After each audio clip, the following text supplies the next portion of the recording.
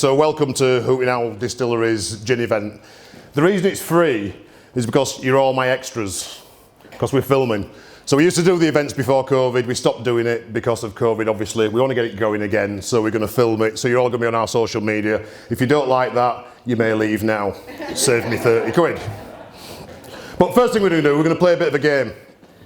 And what I'm going to do with this game, I'm just programming you. So it's called the Hooting Owl game. It's dead simple. And whoever wins it is going to get a bottle of our Veterans vodka, which is a 48% finest vodka you've ever had. The rules are very simple. So I'm going to get you all to stand up. I'm going to borrow 50 pence off Wiggy because I don't carry cash because I'm like royalty. Give me some cash, somebody. I need a coin. We're all on. You said it were free. Jeans are a bit tight. I've just had to slip it. Just come out at gym. Bloody jeans are painted on. Thanks. So the game's dead simple. I'll get you all to stand up. I'm going to shout hoot. You're going to shout hoot, hoot at the top of your voice. You're then going to put your hands on your head for hats, or you're going to do glasses. So dead simple. I shout hoot. You lot stand up. At the top of your voices you shout hoot, hoot. Hands on heads or glasses. Heads is obviously heads. Glasses is tails. Last person standing gets a bottle of vodka that's the finest bottle of vodka they've ever tasted. Any questions? Stand up. And you better be loud. Are we ready? So last person standing, bottle of vodka. Hoot! Hat, sit down.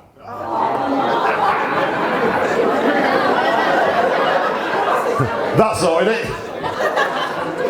Hoot! Glasses, sit down. Hoot! Hat, sit down. So the few of you now, you've got to shout a bit louder. Hoot! Hat, sit down. Do not let him win it. Hoot! Hoot, hoot. Fucking bastard. Glasses, sit down. Hoot! Hat, sit down. Hoot!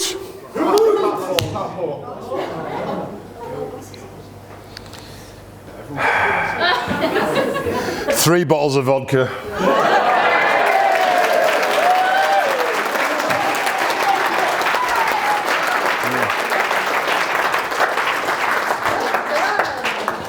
Right, we're doing it a bit arse about.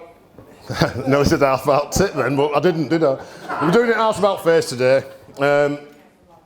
because we need to get you having a drink. So we're going to get you to pour your signature gin anyway. We might as well get cracking. So if you look in front of your table, in front of you, you've got 5 double gins. Now they are doubles. If your table isn't full because there's people missing, do not pinch their gin because they will be coming. I am watching. So pour yourself your signature gin, plenty of ice in there, put a little piece of grapefruit in. Do not put in a full bottle of tonic. So the measures are 50 cl, so you need to put 150 ml of tonic in. So I'll quickly talk to you about the signature gin. So 2 stars at the Great Taste Awards, and as I said earlier, when I'm talking you shut up. If you don't like that rule, there's the door. 2 stars at the Great Taste Awards, and their description, not mine, the best gin and tonic base in the UK. It's a really, really old-fashioned juniper-led gin. But I'm just going to quickly talk to you about the botanicals because it's important. So as we all know, all gins start with juniper berries. So if we pretend we're making a batch of about 10 litres, oh, I'm not going to tell you the recipe because we've got another gin maker over there, so I'm not going to tell you the recipe. I'm not going to tell you the numbers. So we put juniper in it. Coriander seed. Licorice root, because we're from Yorkshire. Oris Angelica root, which are essentially fixers, so we're not after flavour from them really. Mountain ash berries. Anybody know what mountain ash berries are? So rowan berries, which are toxic. So what they do, they make the gin quite dry. So when you drink it, you should get almost a slightly dry mouth, and that comes from the rowan berries. The reason we use rowan berries is because the distillery is based at a place called Barnby Moor House. So Barnby Moor out near Pocklington. And in 1826, the local vicar, he used to go into York every Saturday night, and we think he was going down Swinegate to see some of the ladies of the night. And he used to get the first coach back on a Sunday morning. You can research this, you'll find it in the newspapers. He used to come to Barnby Moor House, which is where the distillery is. He'd have his breakfast, and he'd have a few bevies. And a bit like Paul here, he couldn't handle it. And he'd go into the pulpit on Sunday morning, and he used to fall asleep. Well, the locals held a bit of a petition, and they wrote to the Archbishop of York, to the Dean of York, whoever he is. I don't do religion. And they decided to send him off somewhere else, so they posted him to a place called Mountain Ash, which is in Glamorgan. It's a little village that doesn't have a pub, so we use mountain ash berries in all our gins, just as a nod back to that little piece of history. Bitter orange peel, so Seville oranges. Grapefruit peel. Bay leaf. Grains of paradise. Are you writing it down, Jago? You writing it down? Yeah. Cubeb berries, which is a West African pepper.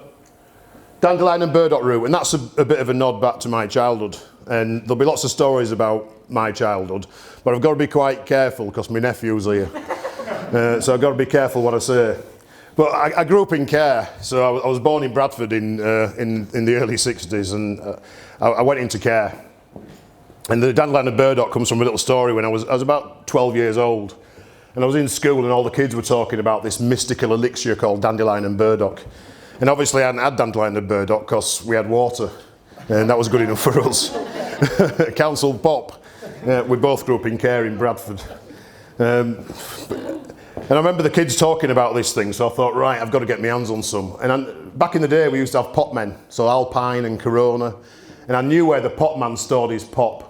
So I left school at 4:45, round to the garage, pulled the bottom of the garage up, climbed in, grabbed a bottle of dandelion and burdock, and I ran back to the care home, into the basement, and I drank it. And I went into school the next day like a dog with two things. And I was boasting about this dandelion and burdock. And they said, we don't believe you. You're in the care home. You haven't had dandelion and burdock. I says, I have. I said, I'll tell you what, lads, I'll bring you one in tomorrow. Will you? Yeah. So 4:45, master criminal. Back down I went, pulled the door up, climbed in, got a bottle of dandelion and burdock, took it back, took it in school the next day and said, there you go, lads. They said, oh, it's Corona. You can't get that from shops. I said, no, Potman delivers every Saturday. They went, all right, so you've got loads of them. I said, yeah. He says, bring us another one tomorrow. 4:45, back I went. Up came the garage door, I climbed in, and there he was, the local constabulary. So that was my first arrest. I ended up in Odsall police station, explaining to them why I was pinching pop. So as a nod back to that, we use dandelion and burdock roots, and that's in all our gins. Cardamom pods, we use two different types of cardamom, but in the signature gin it's just the normal green cardamom that you're all used to seeing. Kaffir lime leaves, because limes are the food of the devil, so I get the limey flavours from kaffir lime leaves. And finally cassia bark, which is a bit like cinnamon, but not as spicy. So it doesn't have the spicy, peppery effect of cinnamon.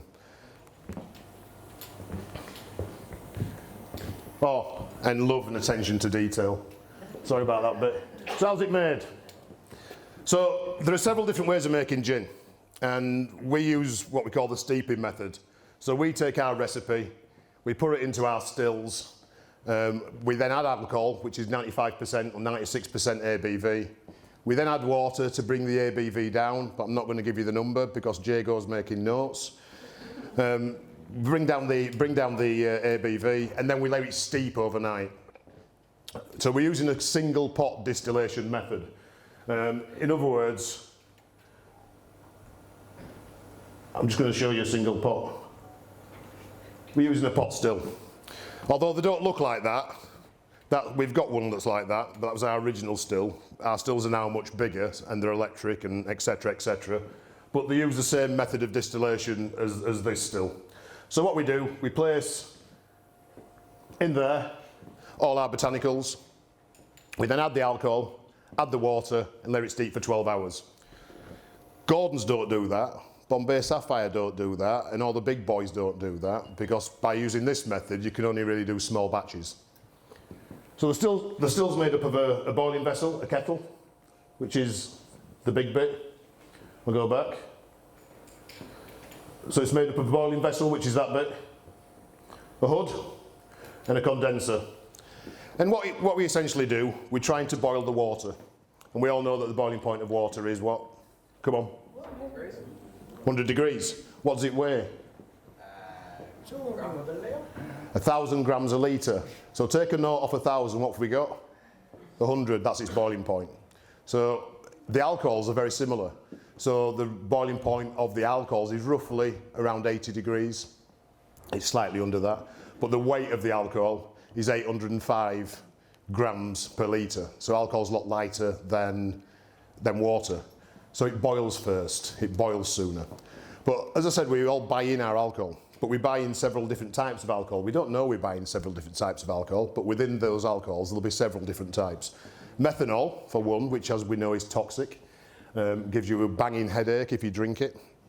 And then ethanol, the good stuff. So that's what the doctor ordered.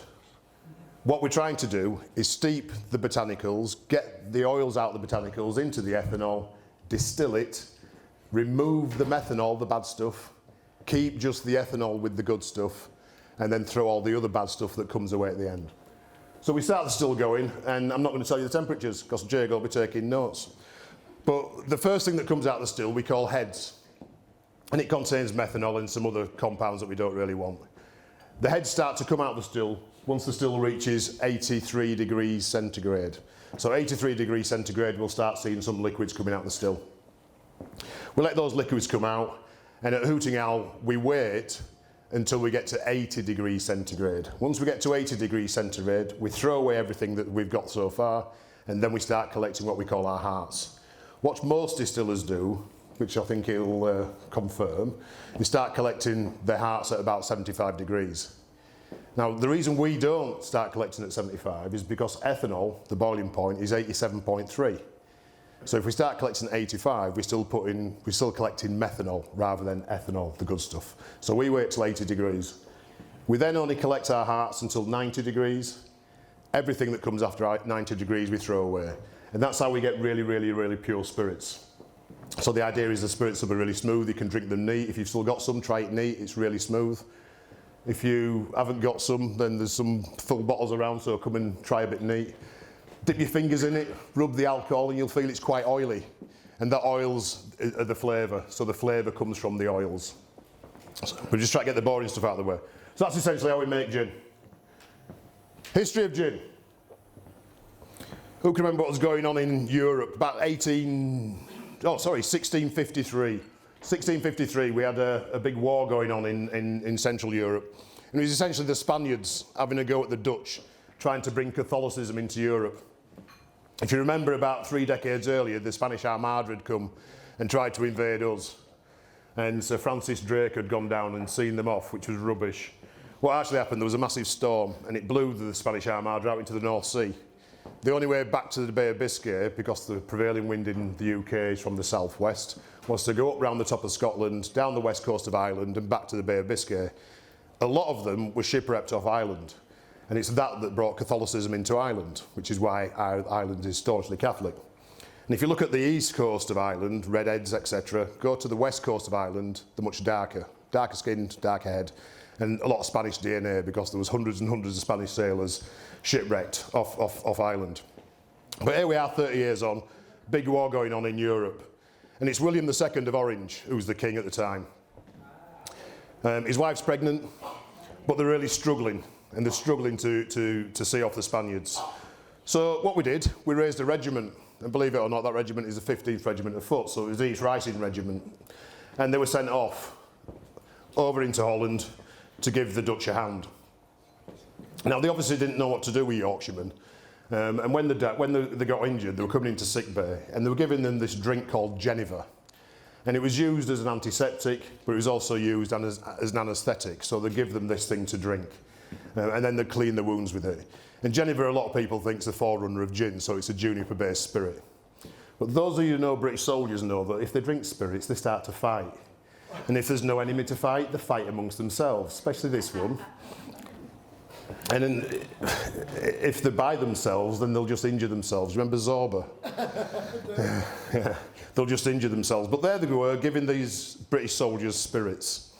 And they were getting back up and going back out onto the battlefield. And the Dutch quickly caught on to that. So I said, I'll tell you what, we'll give them Genever every morning. So every morning for breakfast, they gave them half a pint of Genever, a block of cheese and a slice of bread. And that's where the term Dutch courage comes from. British soldiers bladdered on the battlefield fighting for each other. Now there's this misconception, and soldiers will go back out onto the battlefield and fight, and it's not for Queen and country. That's not what they do it for. They do it for the guy at the side of them. And that's who they're fighting for. They're fighting for each other. But the war ends, the lads come back to the fields.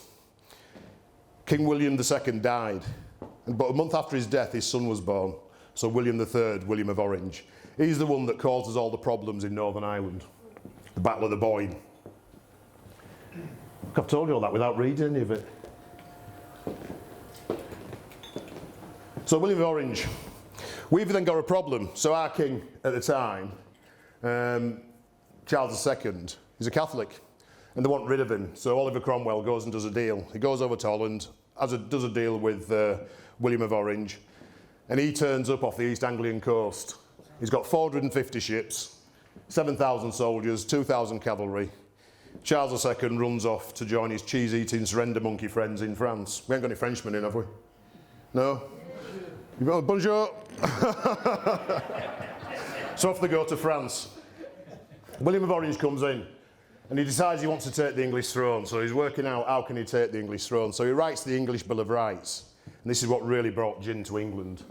So King William III came and he wrote the Bill of Rights. And the Bill of Rights gave us all the rights and freedoms that we still have today.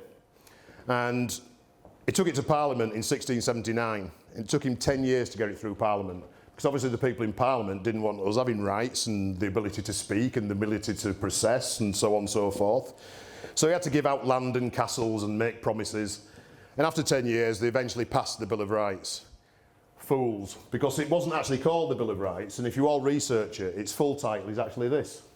The Bill of Rights of 1689, an act declaring the rights and liberties of the subject, you lot, and settling the succession of the crown. So he wrote the Bill of Rights, but that Bill of Rights also gave him the right as a foreigner to become our king. It passed. The reason it passed is because within it, he wrote a couple of laws. And one of those laws was that every Englishman could distill spirits without let or hindrance or taxation. So anybody could make spirits at no cost to themselves apart from their ingredients. The reason he did it is because the French had all the spirit business in Europe at the time, and he wanted to try and put the French out of business because they're using those profits to fight, so they would try to put them out of business. He obviously didn't know the English because within 30 years, 1 in 3 middle-class households in the UK, in England, had a distillery. So gin was everywhere, absolutely everywhere. It was cheaper than beer, it was quarter the price of beer, and everybody was going out and buying pints of gin. Which I think's a good thing to do. I think we should be doing it now. And here he is, William of Orange. He still does. So that picture there you'll see on all the placards that they carry around Belfast in July. But that's William of Orange, who causes all the problems in Northern Ireland that we still have today and will be coming back. So gin drinking in England rose significantly as the government allows unlicensed gin production and at the same time imposed heavy duty on imports of French brandy. I wish they'd do that now. So there you go, 47 million litres a year, and I think the population at the time was about 10.5 million. So everybody was up to their neck in gin. But to save English society from collapse and alcoholism, the government packed a different gin bill between 1729 and 1751, and they were known as the Gin Acts. And the way they publicised them, the Act prohibited anybody from making gin. And they brought in licensing. So everybody, if you wanted to make gin, you had to pay 50 quid and you had to get a licence. If you wanted to sell it, you could only sell it to other licensed premises. So that completely killed the gin business. You might remember these. So that's called Beer Lane, Beer Street. And you can see everybody's happy and they're cuddling and loves. And I think he's almost having a bit of a fiddle, this one, isn't he? Look, he's having a bit of a fiddle, this fellow. But all the kids in the background are having fun and playing games and everything's very jolly. And then Gin Lane.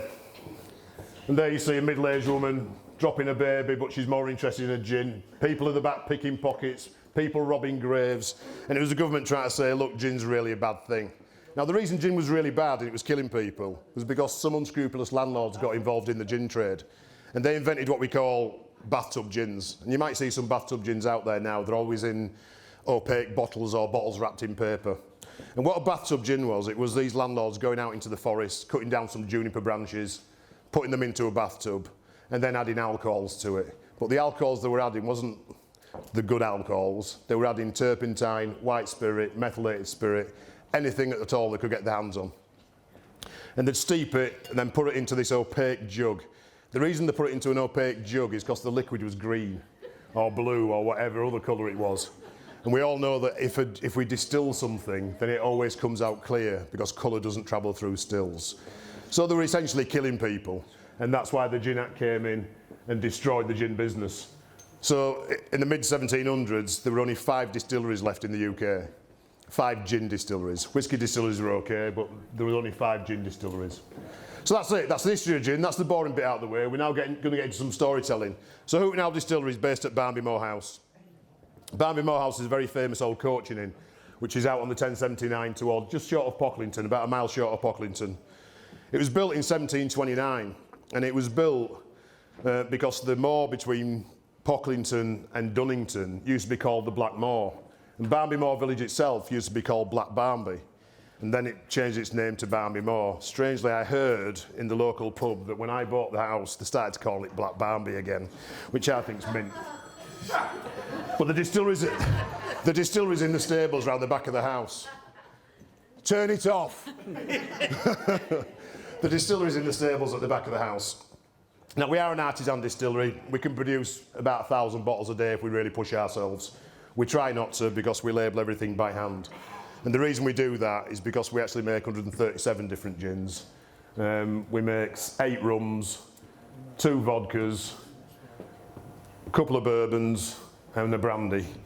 So we're very busy. And because we've got different shaped bottles, different shaped labels, we've got to label everything by hand, so it is a bit of a pain in the neck. Hooting Owl comes from the Golden Owl. He sits on top of the house, so he's sat on top of the front door. He's apparently been there 200 years. I didn't even know he was there, but when we bought the house, I took him down because he was green. I took him into the kitchen and I repainted him, sanded him all down and repainted him. And then I went to tell my daughter what such a good job I'd done. When I came back, there was 2 halves of an owl on the floor. There's nobody here from listed buildings, is there? No. There's 2 halves of an owl on the floor and 3 cats sat there saying, it wasn't me, it was him. But Gorilla Glue's brilliant, look at that.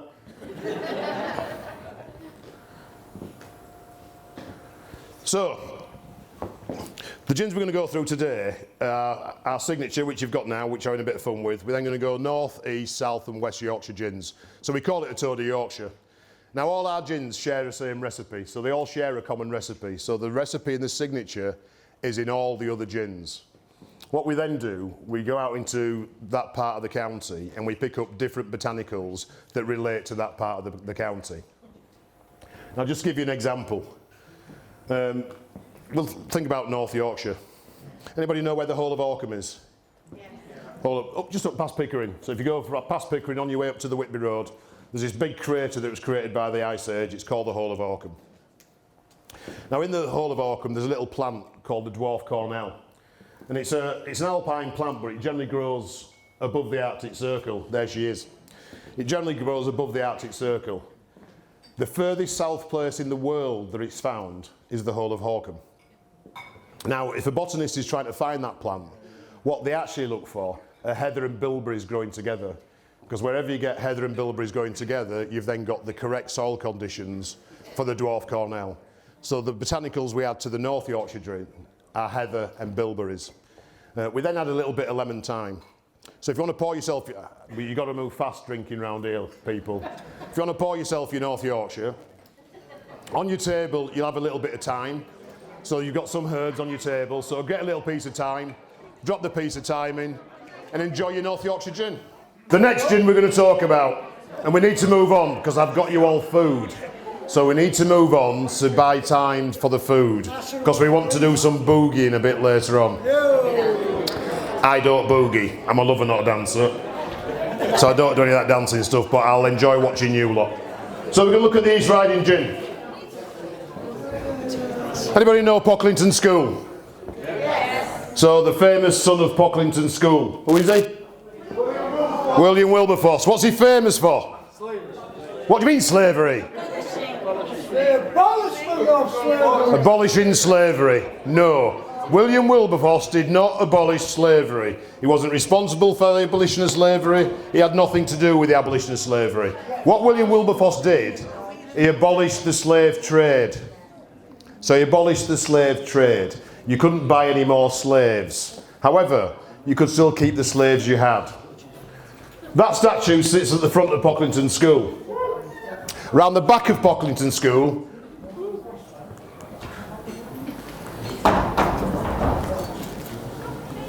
when it wants to go, is that statue. Looks like me dad. No, it does. Does that look like me dad? No comment. It looks like me dad. So sat around the back of Pocklington School. I had a word with the headmaster because my daughter went there, and I said, "Look, why isn't that sat at the front of the school?" So I'm sure William Wilberforce would prefer that at the front of the school rather than it being hidden round here so only the kids can see it. But c'est la vie. But William Wilberforce largely attributed with the abolition of slavery. Now, that movement and that thing that he did really led to our East Riding Gin because he's probably one of our most famous sons, independent MP for Hull. But strangely, all the political parties currently claim that he was theirs, but he wasn't. He was an independent MP. Went to Pocklington School. This is what abolished slavery. So this is the West Indian Regiment. So the West Indian Regiment was formed in 1729. The reason it was formed is because English soldiers were going down with tropical diseases in the tropics, so in Central America and out there in the Caribbean. So they were going down with tropical diseases. So somebody, some bright spark at the Ministry of Defence came up with a brilliant idea. Sat in a meeting, and I can imagine this meeting. I've got a really good idea. What is it, mate? Let's buy 3,000 slaves and train them to be the best soldiers in the world. Yeah, brilliant idea. Shall we arm them as well? Yeah, we'll arm them. So off they went. They bought 3,000 slaves, they formed the West Indian Regiment, they trained them up to be excellent troops, and then they started running them. So the West Indian Regiment, 1729, and off they went. After about 10 years, it took 10 years because these were slaves. After 10 years they kind of went, wait a minute, there's 3,000 of us and there's 64 white officers. Off with their heads, so they killed their officers. Killed their officers, captured the fortress, and it was a mutiny. So they mutinied. Believe it or not, what the army then did, it sent the 15th Regiment of Foot from Beverley, so the East Riding Regiment, sent them down to the West Indies to quell this revolt. Now, when they got there, they went up to the fort. It took them 6 weeks, captured the fort, recaptured all the slaves. We then had what was called the Mutiny Act. So in Parliament they held the Mutiny Act. And what the Mutiny Act did, it freed all soldiers. So all slave soldiers became free men and were now being paid. So that was brilliant. But then they realised that the wives and kids were still slaves and still not being paid. So they kicked off a little bit about that. And to avoid any more revolts, we decided that we'd free our slaves. So all our slaves are freed. Now that didn't help slavery, it just meant that we had to pay our slaves and we had to give our slaves good conditions. After about 5 or 6 years, they started kicking off a bit down in the House of Commons because Lord Howard up at Castle Howard wasn't making enough money anymore because he couldn't compete with the French and he couldn't compete with the Spaniards because they weren't paying their slaves and we were having to pay ours. So we decided we'd abolish slavery. That's why slavery was abolished. And what we did, we sent the West Indian Regiment to Senegal. And if you look at Senegal, massive country. And they sent them there and they said, all the slave ships are coming out of the forts of the River Gambia. Capture the River Gambia and we can stop the slave trade. So those of you know will know that Gambia is a British colony inside the large French colony. The reason it's there is because the West Indian Regiment went over 3,000 men with a couple of English regiments, and they captured 300 miles inland, 20 miles either side of the river, and that's what stopped slavery. Actually, the first Victoria Cross for a black soldier was won there. A young man called Samuel Pepys, because slaves were named after famous Englishmen. So a young man called Samuel Pepys won a Victoria Cross there. Now, as a nod back to that, we use the botanicals you'll find in our East Yorkshire gin. The first thing is kelp. So common kelp and sugar kelp, which strangely doesn't come from East Yorkshire, it comes from North Yorkshire, a place called Seagrown in Scarborough. And the kelp is supposed to give you the smell of the sea, because everything we've been talking about is really nautical, but we've also got a very large East Riding coast. The next botanical we have is hawthorn berries. Anybody thinks why we have hawthorn berries in the Wolds? David Hockney. David Hockney, famous for painting hawthorns in bloom up on the Wolds. Oh, I know him so well. I do apologise to my colleague, but he has had 2 gins. 2 full ones, yeah, I know, Dave. So, we then have a little bit of lavender, but we also have baobab fruit. And anybody know what baobab fruit is? Or baobab, as it's spelt. The African tree of life. So some people call it the upside down tree. So it's a big fat tree full of water, but it only leaves and flowers once every 6 years. So generally it's just got branches stuck up in the air. And that comes from Gambia, which is where my dad comes from. I'll say it again, my nephew's in, so I've got to be careful what I say. But me and my dad didn't get on. I grew up in care and me and him didn't get on. He got me out of care when I was a young teenager, and then all I wanted to do was, well, he got me out of care and then he disappeared. So I had my 2 sisters, his mum and another sister, and he disappeared. So I used to burgle for food. I used to go out and steal food out of people's fridges, and I'll quite happily admit it, we were piss poor. I used to pinch my clothes off the washing line. And I remember one morning I was stood at the bus stop waiting to go to school, and this guy walking up the road called Jimmy Ford. He was a labourer on the building sites. And I looked at him and I thought, oh shit, I've got his trousers on. And he just said to me, better on you than me, Dom. He was a good lad. So we also used to nick his beefsteak burgers out of their fridge. But I never burgled a house if the door was locked. I used to just go through open doors and take a bit of food out. But my dad came from Gambia. He was about 14 years of age and he arrived in Hull. And this is a true story. So he arrived in Hull at about 14. And he came on a boat and he was due to take another fishing vessel back. But when they arrived, the deal had changed. So he stuck on the docks, early January 1954, pair of flip-flops, pair of shorts and a t-shirt or a vest. And he told me this story about the customs man. He said he saw the customs man walking down the jetty. So he got his Gambian passport and he threw it in the ooze. And his friend said to him, why have you done that? He said, I'm 14, they'll put me in care. I went, oh, right. So the customs guy came up to him, he says, what's your name? And he pronounced his name Gibril, but it's Gabriel. And he says, what's your second name? He said, Benga. He said, so Gibril Benga? He says, yeah. He said, can you spell it? He says, M-B-E-N-G-A. He said, I thought you said Benga. He says, yeah. He said, well, you just pronounced it with an M. He says, yeah, it's silent. He said, we don't have silent here in Yorkshire, son. Must be an apostrophe in it. So our name's now Mbenga. M''B-E-N-G-A. Strangely, they can't put Mbenga onto driving licences. So on my driving licence, it's Mukbenga, which is really strange because my mother's Scottish. So somebody knew. These twats in the army used to call me Big Mac. That was before Big Macs. It was before Big Macs. So the guy then said to my dad, so how old are you, kid? He says, I'm 24. He says, really? He says, yeah, I'm 24. He says, right, off you go. So he sent him on his way, get a new passport.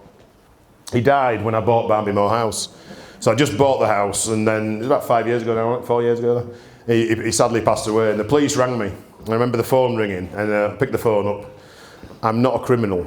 So I picked the phone up. She says, hello, it's Detective Sergeant. And I saw the Bradford accent, heard the Bradford accent. So I said, oh, my dad's dead. She went, oh, how do you know that? I said, well, you're a copper from Bradford and I'm not a criminal, so why else would you be ringing me? He says, yeah, your dad's passed away. So we went down and my dad was a Muslim. I'm not religious whatsoever. So we went and did all the Muslim stuff. You came along, didn't you? Went and did all the Muslim stuff, and we looked after him. And I went back up to the coroner. Well, before that, we were up at the coroner's office, and I'm talking to the coroner, and he says to me, how old's your dad? I said, I don't know, 89, something like that. He says, nah. He said, all the paperwork says he's that old, but he's not. He's much younger than that. I've been doing this job for years. He's at least 10 years younger than that. So I relayed the story to the coroner. And he says, well, what do you want me to put on the paperwork? I said, well, it don't matter, put whichever. He says, it does matter.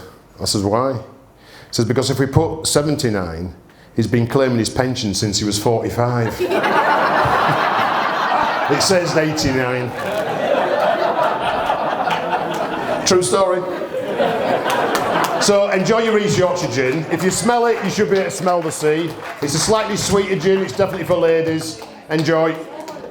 Next gin we're going to look at, South Yorkshire. Now it's a bit strange, South Yorkshire. Shut up! It's a bit strange, South Yorkshire, because as you might know, I'm a Yorkshireman. And I've got two rules. I don't travel south of the M62, because that's too close to France. And I don't travel west of the A1, because that's far too close to Lancashire. And that's a dark and dismal place. Don't go there. Yeah, but you lost that word, didn't you? Shut up, submariner. But we're going to talk about South Yorkshire gin. Have a look at the picture, folks. Who's that? Anybody know? Says it. Part of Quebec, 1759. People ask us why we don't get on with Lancastrians. And a lot of people think it's about the War of the Roses, but it's not. For those of you that don't know, shut up, submariner, I'm talking. Those of you that don't know, Yorkshire is the only county with a county regiment. No other county has a regiment like ours. Yorkshire Regiment's made up of 3 regiments. It's made up of the Prince of Wales Own Regiment of Yorkshire, which is the 14th and 15th Regiments of Foot, so very senior regiments. The Duke of Wellingtons and the Green Howards. They were all amalgamated in 2006, 2007 into the Yorkshire Regiment. But the regiments have got lots and lots of history, so 500 years of history. In fact, we're actually really German because we're Hanoverian. The cat badge is the White Horse of Hanover. So they came across with the royals many, many, many centuries ago. But we're going to talk about what happened at Quebec. There were 2 things that happened at Quebec that annoy me. 1, shut up. 1, the town was full of cheese-eating surrender monkeys, the French.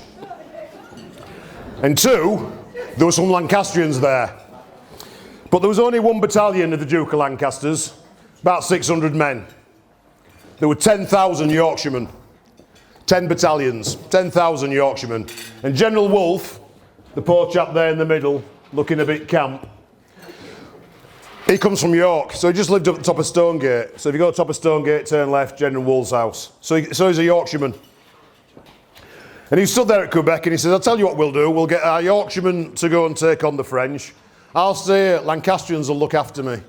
So in the regiment went. The battle didn't last long, 18 hours. The French lost thousands, we lost a couple hundred. When we came out, I say we, I wasn't actually there. I know black don't crack and all that, but I'm not 300 years old. I wasn't there, so I've been told. When the regiment came back, they found General Wolfe was dead. Since that day, the Yorkshire Regiment, or the Yorkshire Regiments, and the Lancashire Regiments don't get on. So we come forward now to 1985. In 1985, we were in Berlin. He'll be quiet now because he's a red arse. He wasn't in the army then. But 1985, we were in Berlin. We're at a place called Brook Barracks, which is in Spandau. Anybody heard the term Spandau? Spandau Ballet? Anybody know what Spandau Ballet is? What?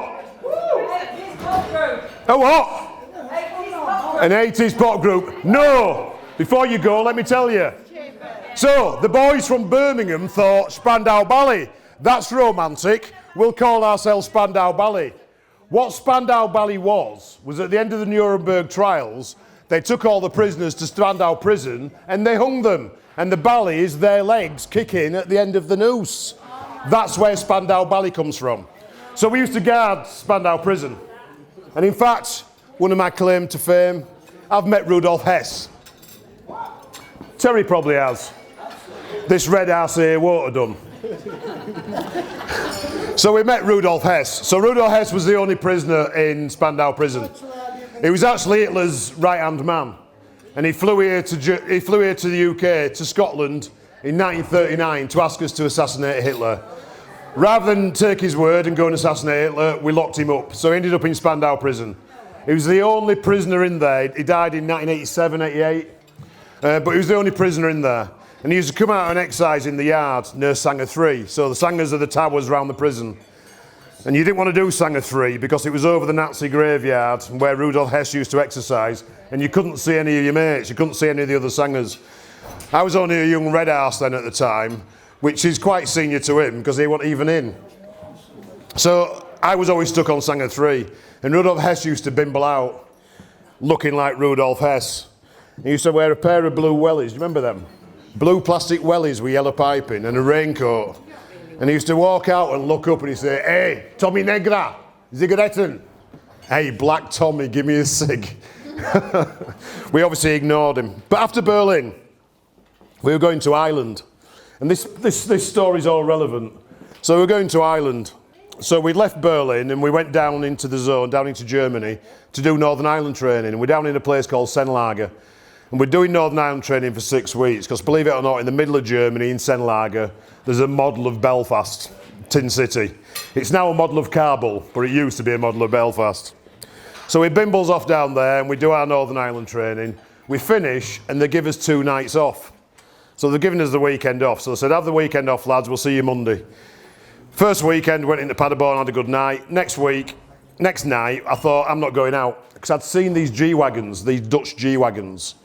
And when you saw Dutch G-Wagons, you knew that we had mixed race soldiers in, mixed race battalions, what's the term, not race? Mixed, not heritage. There were men and women in the same regiments. And strangely with the Dutch, they actually showered together. So I decided I was staying in that night and I was going to the showers. So I stood in the shower for a couple of hours waiting for some Dutch birds to come in. They didn't come in. But some of the lads had gone down to the NAFI. And I'd gone back to camp, sat on the bed, and somebody came running in all panicking, saying, "It's full of Lancs, it's kicking off." So I legged it down to the NAFI, and there it was, kicking off. 200 Yorkshiremen, 200 Lancastrians having a big fight. And what happened, one of the lads from Barnsley had walked in and said, realised it was full of Lancastrians, got up to the DJ stand, took the needle off the record. Remember we had needles on records? He took the needle off the record and went, "Now then, who was it?" And there was a scouser at the back, said, "Sit down, Wooly Bach." Says, "It must have been you then." So he belts over and bangs him. It all kicks off. We're having a fight over them getting General Wolfe killed in 1759. And trying to find out who was responsible. There's people going out of windows, there's arms broken, it was horrendous. Suddenly, MPs arrive, the monkeys as we call them. So MPs arrive, RAF police arrive, we leg it. But in the morning, RSM got us out. You remember Mick Sullivan? RSM is from York actually, Mick Sullivan, Major Sullivan, retired now. He's only about so big. Smartest man you've ever seen. And he got us out, a few of us. We're all sat there in front of him and he went, "Right, lads, your behaviour last night was appalling. It was bollocks. It was crap. It was diabolical." He's going through the alphabet. And one of the lads steps forward and goes, "Sir," he says, "What is it? What is it, Clark?" He says, "Sir, they were Lancastrians." He says, "Really?" He says, "Yes, sir." He said, "Gentlemen, carry on. I apologise for wasting your time." So as a nod back to that, I started thinking about Barnsley. And when I first left the army, I had a bit of a fallout with an officer at Strensel. I was an instructor at Strensel camp, which was an infantry training depot out there. And I had a fallout with this officer. So I threw a bit of a wobbler. We fell out, got out. And I remember walking into the job centre in York and I'm looking for a job.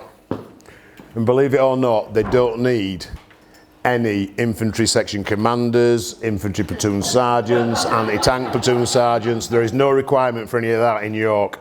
So I had a bit of a problem. So I went and did some security work for a bit, playing in the sandpit as we call it. So I went and did some private stuff, made some money, came back and thought I'm going to learn a trade. So I walked into a butcher shop in Haxby, a place called Manor Meats, which is near the Co-op in Haxby. There's a little guy in there with big rosy red cheeks called Richard Turner. He used to drink a bottle of whiskey every day. So half a bottle while he drove in. He then went to the Tiger pub in Haxby and drank a few beers until about 3:30. And then he'd drink half a bottle of whiskey when he was doing his deliveries on the night time on the way back. So I walked in, I said, Mr. Turner. And he turned round, he says, aye, how do you know my name? So it says Turner above the door. I said, I've come for a job. He says, there are no jobs here, so I'll work for free. He says, really? I said, yeah. So I worked for free for a year, so I could learn a trade, so I could learn to be a butcher, because there were no requirements for infantry in York anymore.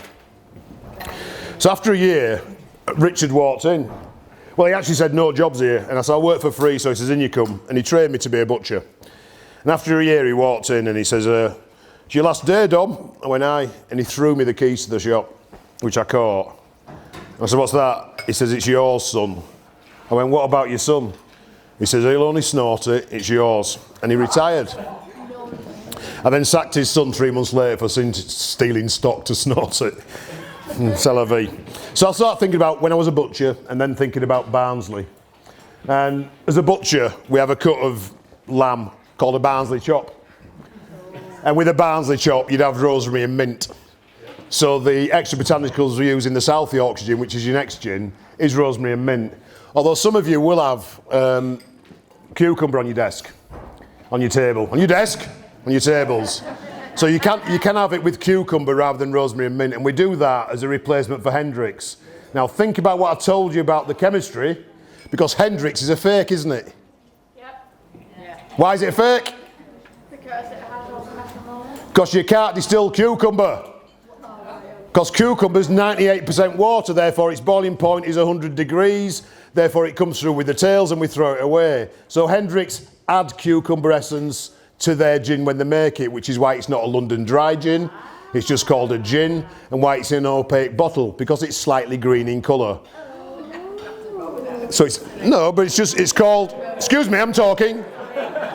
They're called being gin posters.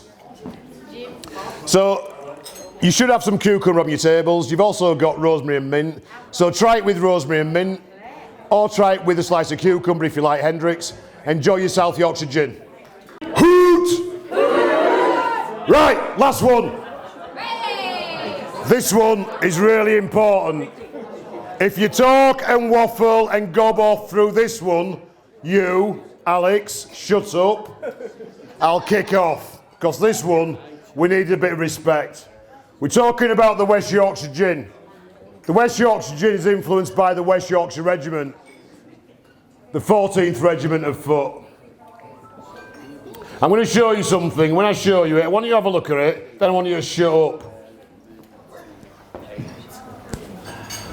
This is what we're talking about. So the West Yorkshire Regiment was based in India from 1800 to 1835. 35 years in India. So Bradford, West Yorkshire, has always had.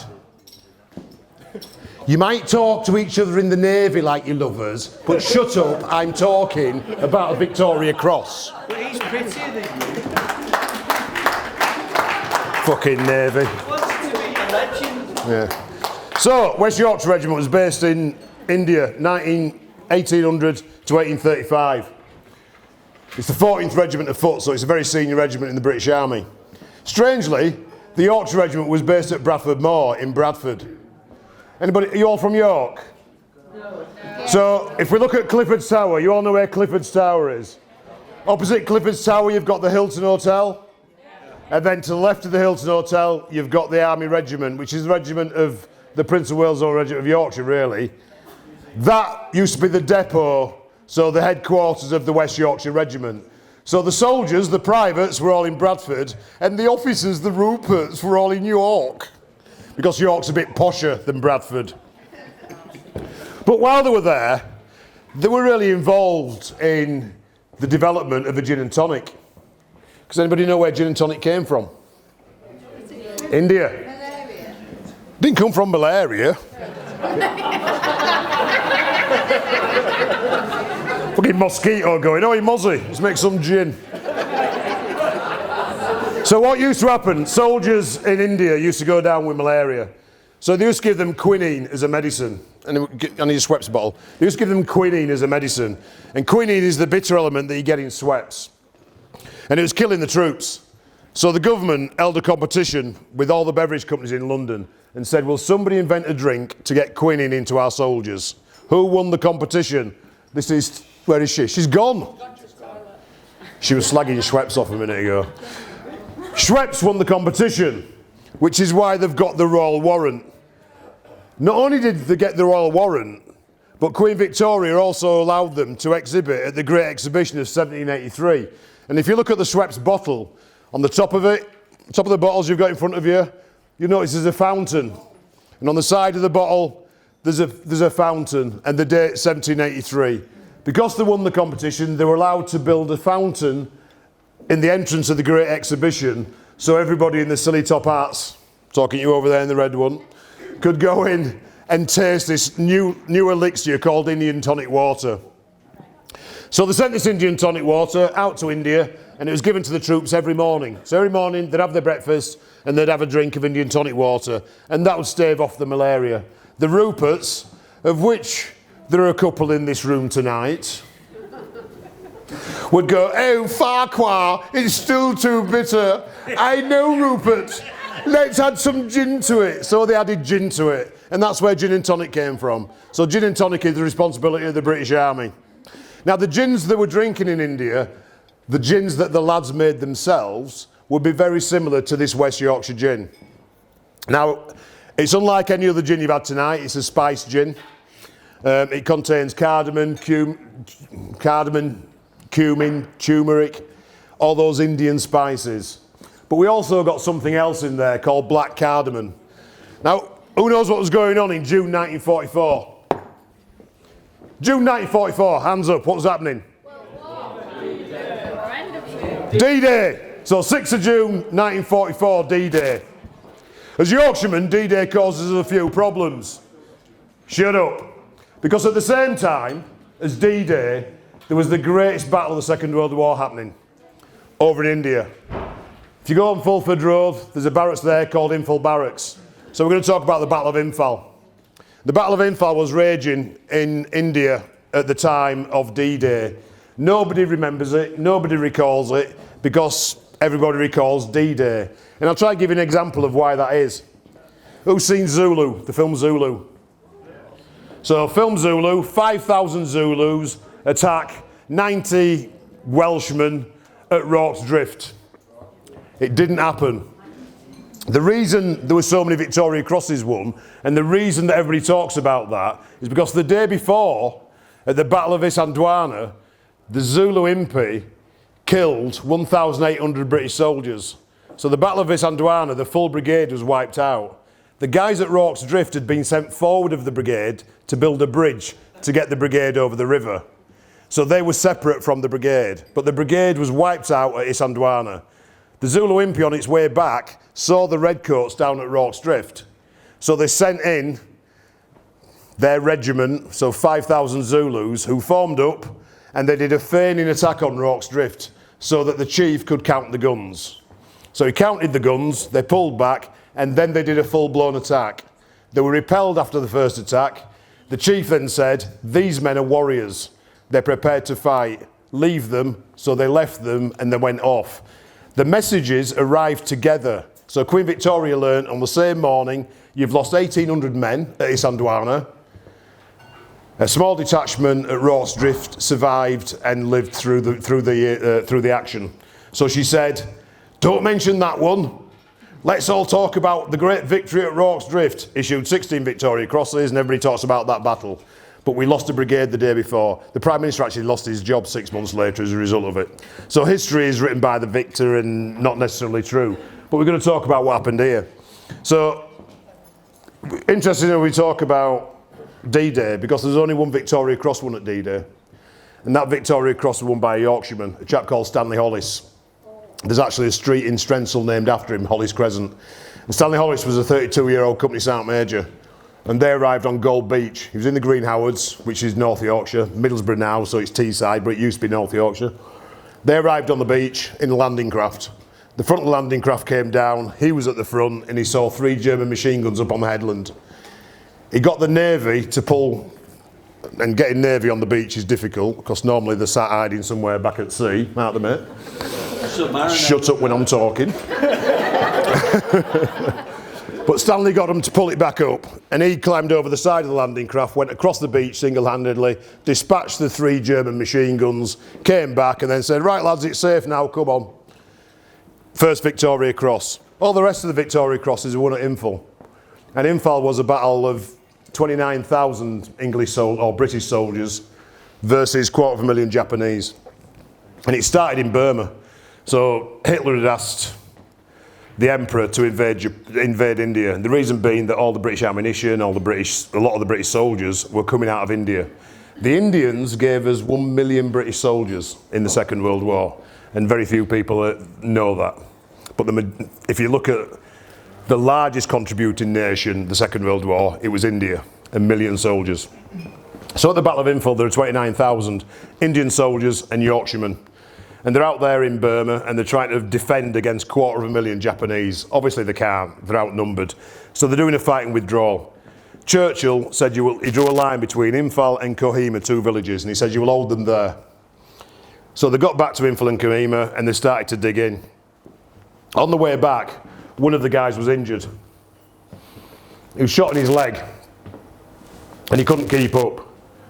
So he said to the guys, tell you what, leave me here, dig me a trench, leave me with a Bren gun, and I'll try and hold them up so you lot can get back and prepare your position. So they dug him a trench, left him with a Bren gun. Interestingly, we still reuse them, didn't we? We still use them in the 80s, the Bren gun, because it's that accurate. But they left him with a Bren gun. Off they went over the hill into Imphal. After about half an hour, they heard some gunfire, so the Japanese had come across him. He fought for about an hour. It started to get a bit dark, gunfire stopped. Then through the night, they were in sporadic gunfire. Then it stopped about midnight, no more gunfire. So in the morning, the regiment got up, they all stood to, fixed bayonets and waited for this Japanese onslaught. It never came. At 10 o'clock that day, Major Peacock took a company over the hill, and down at the bottom of the track, this guy was still there in his trench. He's been shot a further twice, so now he's been shot 3 times. The citation says between his trench and the tree line, 300 metres away, there was up to 100 dead Japanese, and there were 20 or so dead Japanese around his trench. His name was Ganju Lama. He was a rifleman, Gurkha Rifles. We then got Sergeant Hanson Victor Turner. Hanson Victor Turner was a platoon sergeant. He was a bus driver from Halifax. And the platoon sergeant's job in combat is to keep the lads up with ammunition. So he goes back and makes sure the lads have got ammunition. Corporals run the army. They do the section attacking and the fighting. Platoon commander's back there signing some letters or something. Lads are up there with a bayonet doing the stuff. Hanson Victor Turner had gone back to get ammunition. As he was bringing that up to his company base, he saw that the base was overrun. The platoon position was overrun by a Japanese company. So a company of Japanese. So you're talking about 120 men against 30. He gets a bit peed off, does Hanson Victor Turner, so he fixes his bayonet and goes running at the Japanese officer, the one with the samurai sword. He dispatches him with his bayonet, then grabs the satchel that's full of grenades and starts throwing them at the Japanese. The Japanese immediately start to run off. He chases them, he disappears into the tree line. His men, a lot of them have been killed, there's a few surviving. After a few minutes they got their heads together and they followed him into this tree line. They went for about 1.5 miles. The way they could find where he'd gone is because every 100 metres or so there was a dead Japanese soldier as Hanson Victor Turner was catching up with them and dispatching them. Then they came across his body. He'd laid dead, but he'd killed 30 odd Japanese out of this company as he chased them off the position. His wife collected the Victoria Cross from the King in June 1945.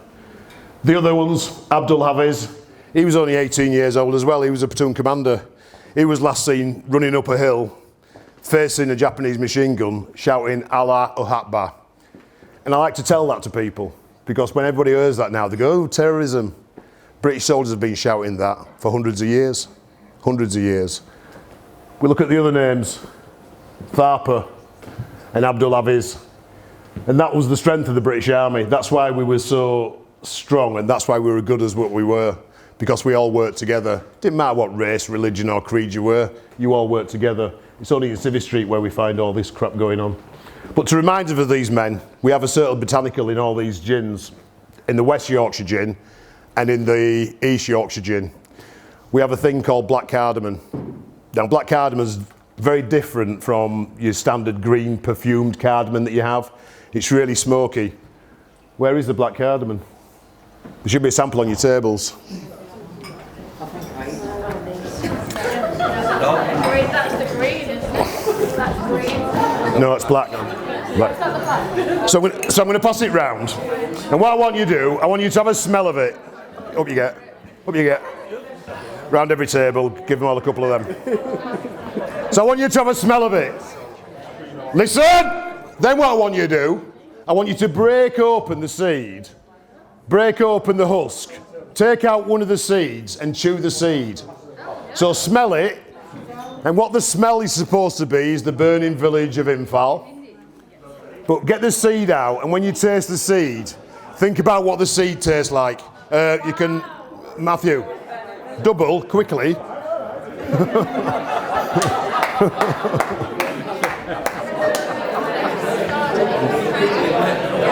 So, the reason we use black cardamom is because the only place black cardamom comes from is the village of Imphal. Hoot! Shut up! So this gin is different to the gins. It's a spice gin. It's a curried gin. We don't serve it with tonic. So you've got on your tables some ginger ale. What I want you to do is put a star anise in your glass, add the ginger ale, then add the gin, and enjoy. Hoot! Hoot! Right! You need to just be quiet for a minute if you want your tenors back. Nobody wants the tenors back. Keep the tenors, they don't want them back. Right.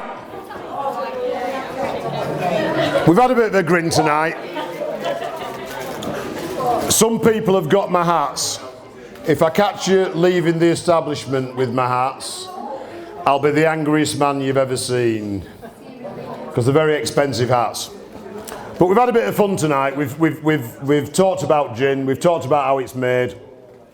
I think hopefully we've educated you on the history of gin. We spoke a bit about the Yorkshire Regiment and the things that we've done. I could tell you lots and lots of stories about some of the people in this room and some of the shit we've got ourselves into and back out of. But I won't do that. But you all paid a £10 deposit tonight, and as you know, tonight was a free night. So over here in about the next 10 minutes, you'll be able to come across. If you were the person that booked the ticket, bring your piece of paper across, you'll get your tenner back. I don't have a piece of paper though. Well, I'm keeping your tenner then, aren't I, sweetheart? The alternative is, if you don't want your tenner back, use the tenner to buy some of the products, because the products are here on sale. But what we've brought Hooting Owl vodkas, we've bought the Hooting Owl gins, we've bought the Hooting Owl fruit gins. Those of you who haven't tasted the fruit gins, feel free to chase them. So we do 6 different fruit gins. We've also got a very limited selection of rums, but we've got our lovely mocha rum. I like to call it a breakfast rum because I have it at breakfast time. So it's a coffee and chocolate rum. So feel free to come up and help yourself to purchase it. But those people that booked on the system, paid the deposit, please come up and get your deposit back. If Gail brought the key, did you bring the key? Key to the cash box. So that's our evening done. But we're going to stay open for another couple of hours so we can all mill around, talk to each other, probably give each other a couple of kisses, apart from him. The bar's open. The bar will be open for 2 hours up until midnight. You're all entitled to stay until midnight. Have a good night. Have some fun. But here ends my time, and I'm going to have a drink with you all. So thank you very much. Right.